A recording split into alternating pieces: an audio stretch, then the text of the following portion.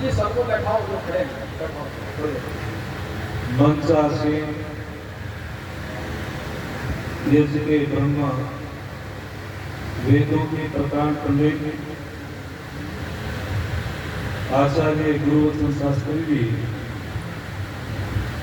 और उन्हीं के पास में बैठे योगाचार्य अरविंद शास्त्री जी और हमारे समस्त विद्वत्गण, इस कार्यक्रम के आयोजक संयोजक, हमारे यजमान, सभी आर्य भरत पुरुषों, वंदनीय मातृशक्ति। बहुत ही सुंदर उद्बोधन गुरुजी के माध्यम से हम श्रवण कर रहे थे। थोड़ा सा चिंतन आपके बीच में करते हैं। और गुरुजी बता रहे थे कि यदि सुख चाहते हैं तो हम यज्ञों से जुड़े, बिना यज्ञ के हमको सुख नहीं मिल सकता। एक मंत्र आपकी सेवा में मैं रखता हूँ और बहुत ही व्यस्त कार्यक्रम है। समय की मर्यादा में अपनी बात कह करके वाणी को विराम दूंगा।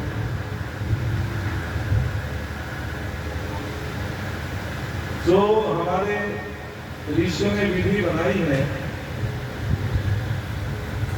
उन ऋषि परंपराओं से इस यज्ञ को संपन्न यज्ञ के ब्रह्मा जी ने कराया। और जब तक ये भारतवर्ष में, पूरे संसार में यज्ञों की परंपरा रही तो हम सुखी रहे। एक मंत्र आता है, उस मंत्र में बहुत ही सुंदर उपदेश दिया गया है। मंत्र में आया, पूर्णा द्रवी प्रापते सुपूर्णा पूर्णापते वस्ने विकीर्णा वा ईश मूर्धम सत्य करतो। तो इस मंत्र में एक शब्द आया द्रवी। द्रवी कहते हैं जिसमें द्रव्य आता है, अर्थात यजमान जो उस द्रव्य को, जो साकल्य को, घृत को उस दलवी में भर करके यज्ञ वेदी के बीच में छोड़ता है, तो मंत्र कहता है कि जो हमने वो आहुति प्रदान की है कि वो सुपूर्ण होकर के वापस आती है। याद रखना, जो हमने साकल्य पदार्थ यज्ञ वेदी में डाला है वो हजारों गुना बढ़ करके वापस आता है। अर्थात जो हम आहुति देते हैं, अग्नि देवाना मुखम, अग्नि इस पदार्थ को हजारों गुना बढ़ा देता है और वातावरण को शुरू करता है। और फिर इसमें एक शब्द आया, सत्य कृतो। कृतो कहते हैं, कृतो जो ज्ञान पूर्वक किया हुआ कर्म, अर्थात ये कैसा कर्म है जो ज्ञान पूर्वक किया हुआ कर्म, श्रद्धा पूर्वक किया हुआ कर्म है, उसको कहते हैं यज्ञ। तो यज्ञ तो एक श्रद्धा पूर्वक कर्म है, ज्ञान पूर्वक किया हुआ कर्म है। हमें श्रद्धा से ही यज्ञ करना चाहिए, इसी बात को। लेकिन यहाँ ऋषि कहते हैं कि यज्ञ तो हम कर रहे हैं, आहुति भी दे रहे हैं, यदि हमारा जीवन यदि वेदानुकूल नहीं है तो हमको फिर भी लाभ नहीं होगा। हमारा जीवन भी वेदानुकूल होना चाहिए। हमारे जीवन में भी ये बातें होनी चाहिए। जो हम 4 प्रकार का ज्ञान होता है, एक शाब्दिक ज्ञान होता है, एक संस्यात्मक, धर्मात्मक और एक होता है तत्व ज्ञान। तो शाब्दिक ज्ञान क्या है कि हमें सत्य बोलना चाहिए लेकिन सत्य नहीं बोलते। किताबों में पढ़ा हमको यज्ञ करना चाहिए लेकिन यज्ञ नहीं करते। पुस्तकों में पढ़ा हमको दान करना चाहिए लेकिन दान नहीं करते। तो ये शाब्दिक ज्ञान है। और यदि वो शाब्दिक ज्ञान हमारे अंतःकरण में हम आचरण में लाते हैं तो वही तत्व ज्ञान हो जाता है। और तत्व ज्ञान ही हमको दुखों से बचाने वाला होता है। और एक होता है संशयात्मक ज्ञान। कुछ लोगों को तो यही भ्रम बना रहता है, संशय बना रहता है कि परमपिता परमात्मा है या नहीं। क्यों भक्ति करें ईश्वर की, क्या पता ईश्वर न हो। तो वो संशय ज्ञान भी हमको अविद्या की तरफ ले जाता है, भय की तरफ ले जाता है। और एक होता है धर्मात्मक ज्ञान। जब भ्रम पैदा हो सुखी नहीं रहता, याद रखना दुनिया के लोगों। जब भ्रम पैदा हो जाता है, पड़ी रहती रस्सी और समझ लेते हैं कि श्रद्ध पड़ा है और वो भयभीत हो जाता है। कब होता है भ्रम? जब कुछ कुछ ज्ञान होता है, कुछ कुछ अज्ञान होता है, कुछ कुछ अंधेरा होता है, कुछ कुछ प्रकाश होता है। ऐसी स्थिति में भ्रम पैदा हो जाता है और जब तत्व ज्ञान हो जाता है तो व्यक्ति भय से दूर हो जाता है। तो मंत्र कहता है कि पूर्णा द्रव्य प्राप्त है, अर्थात जो भी हम आहुति प्रदान कर रहे हैं ये पूर्ण होकर के वापिस मिलती है, हजारों गुना बढ़ा करके वातावरण को शुद्ध करा देती है। कुछ लोग कहते हैं कि जितना हम घी यज्ञ में डालते हैं जितना खाए तो लाभ हो जाता है। याद रखना दुनिया के लोगों, जिन लोगों ने पदार्थ विद्या नहीं पढ़ी वो ऐसी बातें करते हैं, अरे घी खाने से हमारे व्यक्तिगत स्वास्थ्य बनेगा, लेकिन यज्ञ करने से हमारा पूरा वातावरण स्वस्थ हो जाता है, हम बीमारी से बच जाते हैं। और ये भी यहाँ व्यापार रहा है, अर्थात व्यापार कहते हैं जिसमें घाटा ना हो, लाभ ही लाभ हो।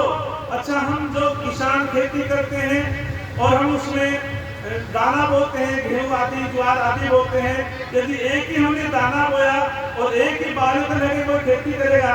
क्यों जी? कोई नहीं करेगा। जब हम गेहूं आदि बोते हैं तो उसमें परमपिता परमात्मा हजारों गुना बढ़ा करके उस बात पर दाने लगा देता है, इसलिए किसान खेती करता है और उससे भरण पोषण हो जाता है पूरे संसार का। ऐसे ही यज्ञ में यदि हम एक तोला घृत डालते हैं तो हजारों गुना बढ़ा करके परमपिता परमात्मा हमको वापिस कर देता है, ये वातावरण को शुद्ध कर देता है। तो हम सभी को श्रद्धा से यज्ञ करना चाहिए। और फिर बड़े गजब की बात कहते हैं आचार्य चाणक्य, पठन्ति चतुरो वेदान धर्म शास्त्र ने कशे आत्मानं न एव जानन्ति द्रव्य पात्र से यथा। समय की मर्यादा में अपनी बात कहकर के वाणी को विराम देता हूँ।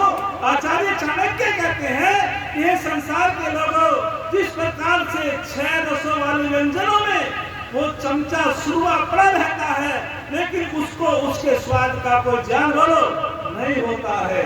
ठीक उसी प्रकार से यदि तुमने 4 वेदों को भी पढ़ा है, 6 शास्त्रों को भी पढ़ा है, धर्म शास्त्रों को भी पढ़ा है, यदि अपनी आत्मा को नहीं जाना तो तुम परमपिता परमात्मा को नहीं जान सकते और तुम यज्ञ के ठीक प्रकार से उसका लाभ नहीं उठा सकते। वारे आत्मा दृष्टव्य, जो अपनी आत्मा को जान लेता है वही परमपिता परमात्मा को जानता है, जो अपनी आत्मा को नहीं जानता वह परमपिता परमात्मा को नहीं जानता। एक उदाहरण देकर के अपनी वाणी को विराम देता हूँ। कहते हैं कि महाराजा जनक की सभा हो रही थी, वहाँ विद्वानों की बड़ी अच्छी सभा चल रही थी। तो महाराजा जनक ने कहा महर्षि याज्ञवल्क्य से कि मैं पूछना चाहता हूँ कि मनुष्य किसकी दृष्टि से देखता है? तो महर्षि याज्ञवल्क्य महाराज ने कहा कि वो तो सूर्य की दृष्टि से देखता है, सूर्य के प्रकाश से देखता है। तो उन्होंने कहा कि जब सभा चली कि हर व्यक्ति अपने नेत्रों से देखता है, तो उन्होंने वहां शंका उत्पन्न की ऋषि ने कि अपने नेत्रों से देखता, अपनी आंखों से देखता है। अच्छा बताओ, यदि सूर्य का प्रकाश न हो और रात्रि में प्रकाश की व्यवस्था न हो, अंधेरी रात हो, आंख तो तब भी रहती है, पास के व्यक्ति को पास का व्यक्ति भी नहीं देख पाता, आंख तो है। तो उन्होंने कहा ऋषिवर आप बताओ कि सूर्य के प्रकाश से देखता है। फिर कहा संत आगे बढ़े कि यदि सूर्य का प्रकाश न हो कि चंद्रमा के प्रकाश से देखता है, कि चंद्रमा का प्रकाश भी न हो कि अग्नि के प्रकाश से देखता है, यदि अग्नि का प्रकाश भी न हो तो उन्होंने कहा कि फिर कभी कभी ऐसा होता है अग्नि भी नहीं होती, सूर्य भी नहीं होता, उसका प्रकाश नहीं होता, चंद्रमा का प्रकाश भी नहीं होता, घनघोर अंधकार होता है, कि फिर किसके माध्यम से देखता है?